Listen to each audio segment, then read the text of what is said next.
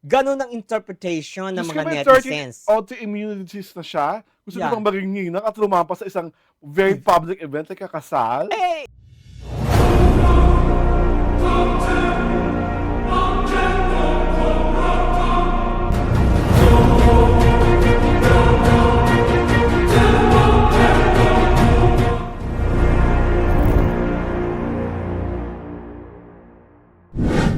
Bukod tanging siya lang talaga ang makakagawa ng ganito.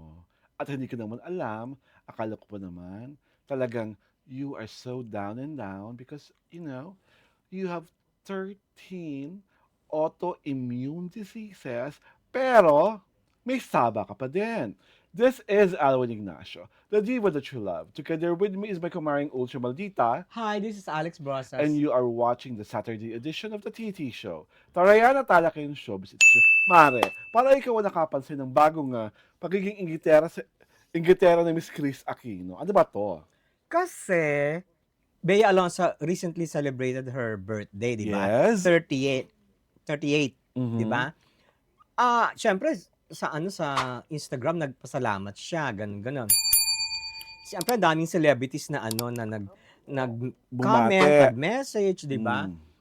One of those was Chris Oh, Aquino. and what did she say? Una, sinabi niya na my cousin ba yun?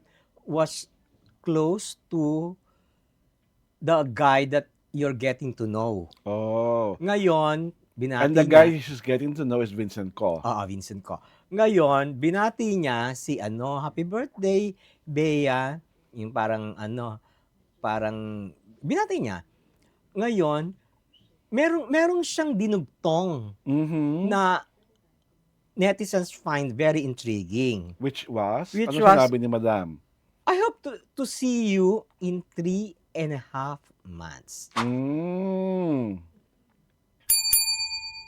So, netizens thought that what she was referring to was yung much expected wedding Wedding ng ni Vincent Bea at Bea.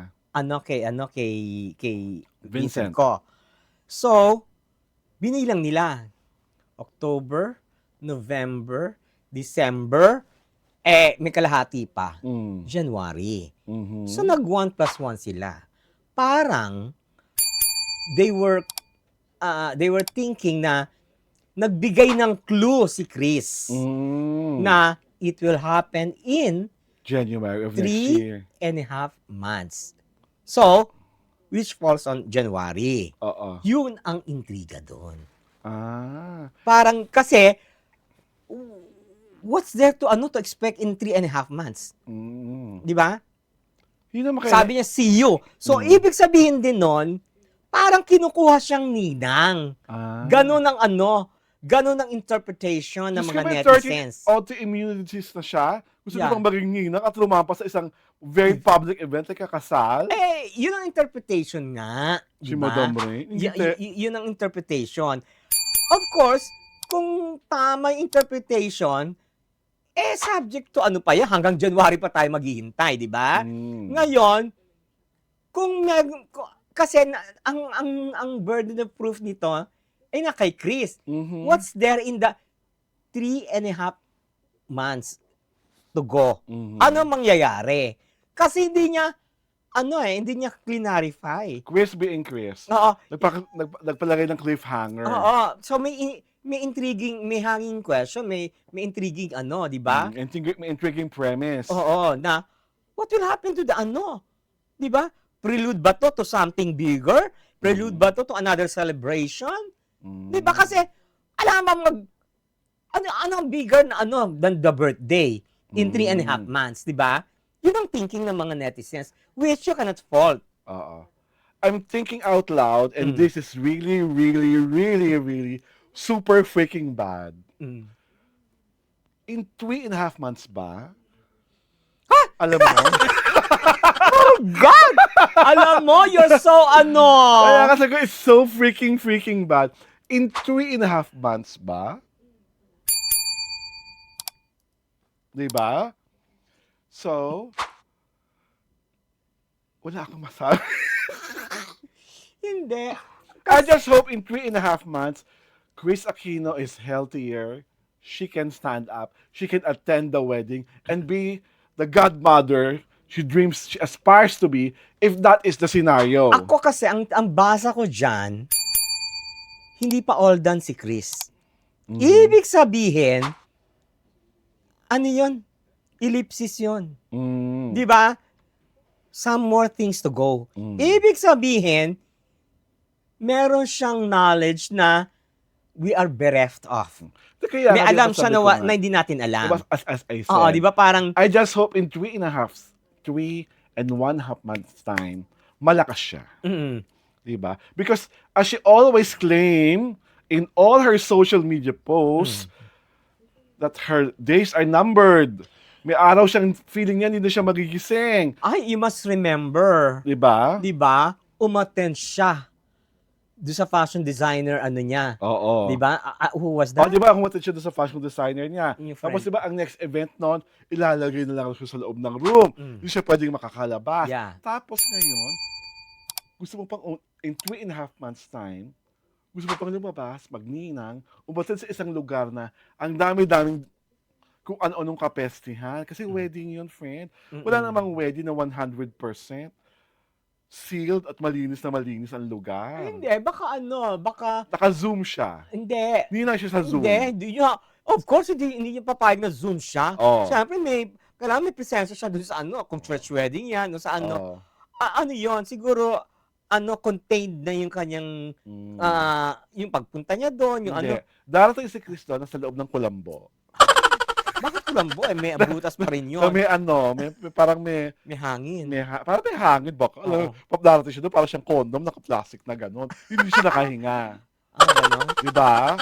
Hindi, ang feeling ko, kaya naman niya doon sa sa fashion Kaya nga designer sabi friend ko, niya eh. Ang wish Kaya ko, pa niya. in 3.5 months time, she's in perfect health. Because what she's battling right now is not for the faint-hearted. It's not for someone like, for the poor people, na ma-afflict ka ng ganong klaseng sakit. Yeah. Diba? And she is the one who always gives us the impression na this is going to be her last day in the planet. You must remember, she came from the US. Mm. Nag-airplane siya. Mm. Marami ding tao doon. Mm. Di ba? So, triumphantly, nagawa niya Oo. yon. Hindi nga ba, triumphantly, naka-attend nga siya ng designer niya. Pero oo. di ba, ang next So, what's- chika doon, Mm. di ba, kukulong siya sa kwarto, meron siyang sasaksakan siya ng kung ano. Oo nga, pero baka, that's way, after na ng 3 months, di Baka ba? that time, yun nga, she's healthy. Oo, di ba? Yun But yung you know, yun. Chris Aquino being Chris Aquino, that is really definite.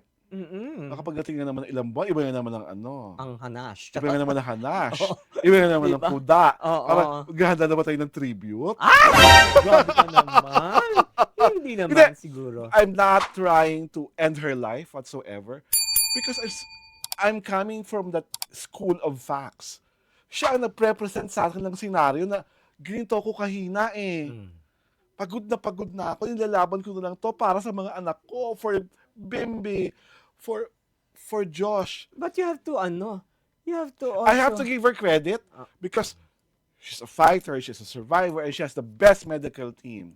Tsaka hindi, but you have to bear in mind na with Chris Aquino, expect the unexpected. Well, Di ba? diba? Kasi meron siyang surprise palagi. Mm. Di ba? You cannot read her because hindi siya yung hindi siya yung typical na tawag dito, streamline yung ganon, di ba? Hindi siya ganon. Ang gusto ko kasi talaga malaman ng mga taong bayan, Christine Bernadette, may sakit ka ba talaga? Meron Yung naman. totoo. Yung totoong totoo. Parang you're doubting. I'm not doubting kasi if you are in this kind of condition, alam ko ba sa 3.5 months eme-eme, diba? You just concentrate on yourself. Surround yourself with all the people that you love. Enjoy James Jr., enjoy Joshua, and not be muddled with the shenanigans of other people. Alam mo kasi, she's in her typical Chris Aquino fashion. Mhm. Pag hindi siya humanash, pag hindi siya Mas lalo siya umeksena, magkakasakit. ha? Mas lalo siya magkakasakit. Oo, pag hindi siya umeksena or pag wala siyang take sa anumang controversy Mhm. at lalo na 'di ba parang parang she was telling Bea, my cousin is close to you ano, Oo. chuchu. Parang she was telling indirectly na I knew your plans. 'Di ba parang Mhm. gano'n eh, parang Yun ang oo, subtext. parang privy siya. Mhm. Privy siya to what you were planning all along Mhm. na sa inyong dalawa, 'di ba? O parang gusto niya a share of the limelight which the Bea and Vincent ko are now sharing with, 'di Oo. ba? At parang they're more than willing to welcome Chris, bask in their glory. 'Di Mm. ba? Ang sabi question ko, so Bea is not pregnant. Bea is not pregnant. Mm. There's no truth No, oo. to the Oo, 'di rumors. ba sinagot na niya na mali lang yung angle, tapos I'm not expecting, sinabi niya, 'di ba? At Mm. least kwentas klaras na yon.